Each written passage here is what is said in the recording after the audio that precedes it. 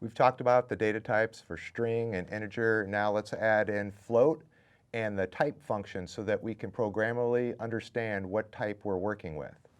So the decimal in this literal number here, 3.14, makes this a float data type. It's a floating decimal point. And so any number with a decimal, it could have just all decimal is a float,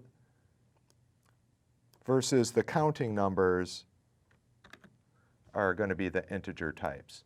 Now what I did here is I put those into the type function, and it returns the type of the variable.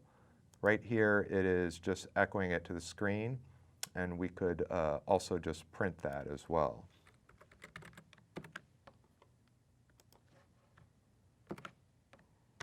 When we print it, we get a little bit more information. It says it's a class int right there. And if I add a decimal, then I get class float. The type also will work for strings, as we show below here.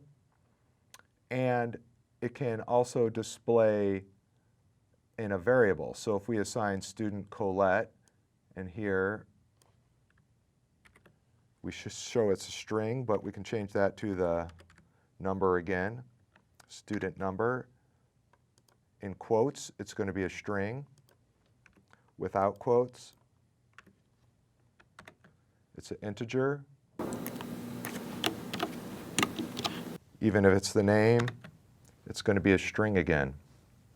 So we learned about a new type, the float, which is floating decimal point, and that's any number with a decimal within it, a fractional number.